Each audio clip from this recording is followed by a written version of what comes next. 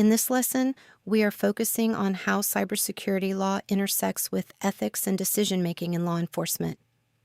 Cybercrime investigations are not just technical, they are legal and ethical, and mistakes in this area can compromise entire cases. The focus of today's lesson is on two key federal laws: the Computer Fraud and Abuse Act, known as the CFAA, and the Electronic Communications Privacy Act, or ECPA. By the end of this lesson, you should be able to explain how these laws apply to cyber investigations, recognize their limitations, identify ethical dilemmas, and evaluate law enforcement decisions when civil liberties and security concerns intersect. Cybercrime investigations require investigators to maintain high ethical standards. Unlike traditional crimes, digital investigations often involve access to large volumes of personal data, much of which may not be related to the crime under investigation. This creates a constant ethical responsibility to act within both legal and moral boundaries. Before starting this lesson, consider how familiar you are with ethical standards involving cybersecurity. Many people understand traditional ethics in policing, but cybersecurity introduces new challenges, especially when technology makes it easy to access far more information than is necessary. At the heart of cybersecurity investigations is a fundamental question: what matters most, privacy, security, or both? Law enforcement must protect the public from cyber threats, but must also safeguard constitutional rights. This tension appears throughout every law and case we will discuss today. One of the most influential cases in digital privacy law is United States versus Warshak. In this case, government agents compelled an internet service provider to turn over a defendant's emails without a search warrant. They relied on the Stored Communications Act under the ECPA rather than probable cause. The court held that individuals have a reasonable expectation of privacy in their stored electronic communications, including emails. This case was one of the first federal decisions to clearly recognize digital communications as constitutionally protected. The Warshak decision is important because it reinforces Fourth Amendment protections in digital investigations. It highlights the tension between surveillance capabilities and privacy rights, and it limits how law enforcement can rely on statutory authority without constitutional safeguards. This is just one legal example of maintaining ethical standards within cybersecurity-related cases. Now let's go deeper into understanding court precedents on cases like Warshak based on the digital data requested. The Computer Fraud and Abuse Act is codified under 18 U.S.C. Section 1030. It makes it illegal to access computers or data without authorization or to exceed authorized access. Originally enacted in 1986, the CFAA was designed to address hacking into government systems, but it has since expanded to cover a wide range of cyber offenses. Under the CFAA, crimes include unauthorized access, accessing systems beyond permitted limits, deploying malware or viruses, trafficking passwords, and extortion, involving threats to damage systems or release data. Importantly, almost any internet-connected device qualifies as a protected computer. Penalties under the CFAA vary depending on intent, damages, and prior offenses. Severe violations, particularly those involving national security, can carry penalties of up to 20 years in federal prison.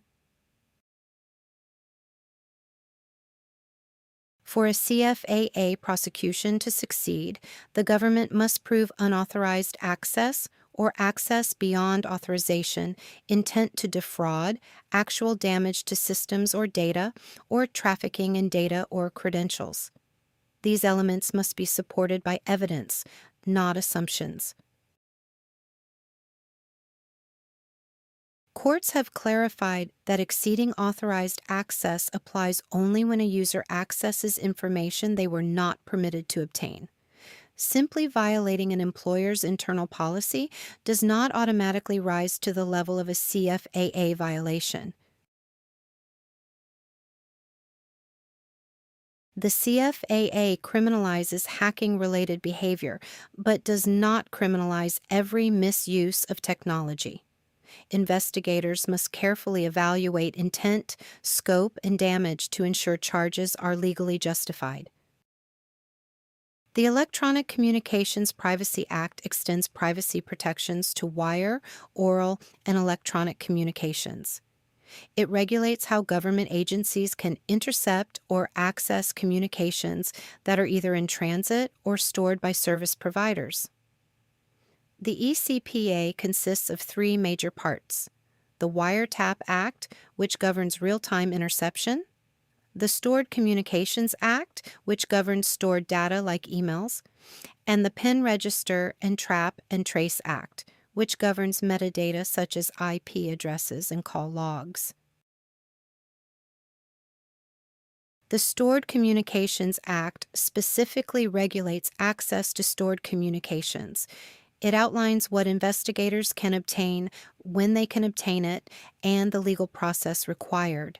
Failure to comply can result in evidence suppression or civil liability. The SCA balances user privacy, law enforcement needs, and third-party service provider responsibilities.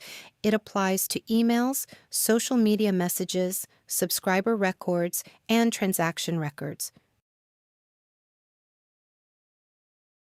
Investigators must use subpoenas, court orders, or search warrants depending on the type of data requested. Each level exists to uphold Fourth Amendment protections while allowing lawful evidence collection. Ethical challenges include overcollection of data, exposure of sensitive personal communications, and improper management of information. Investigators are responsible for limiting access strictly to what is legally authorized. Compliance with the SCA strengthens public trust, judicial confidence, and provider cooperation. Non-compliance undermines legitimacy, damages relationships, and can lead to lawsuits and public backlash. Charging decisions in cyber cases often involve delays due to the complexity of digital evidence. Emergency disclosures are permitted under the SCA, but they must withstand later judicial review. The SCA requires procedural rigor. Expediency cannot override constitutional safeguards. Investigators must continuously adapt their techniques to evolving technology while maintaining legal compliance. The ECPA provides three legal tools: subpoenas, court orders, and search warrants. These tools represent increasing levels of privacy protection and legal scrutiny. Subpoenas require the lowest standard and are used for basic subscriber information. Court orders require specific facts and judicial approval. Search warrants require probable cause and are equivalent to physical searches, but in digital form. Adhering to ECPA standards ensures ethical, constitutional, and sustainable prosecutions. Courts treat digital communications like private papers, and mistakes in legal process can invalidate entire investigations. There are two key questions to decipher what standards need to be in place when it comes to CFAA versus ECPA. Did the suspect commit a computer crime? And how can we legally access the evidence? CFAA answers questions related to if the suspect committed a computer crime, while ECPA answers if investigators took lawful parameters to obtain digital evidence.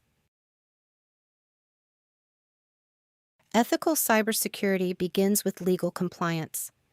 Investigators must balance powerful investigative tools with restraint, transparency, and respect for constitutional rights.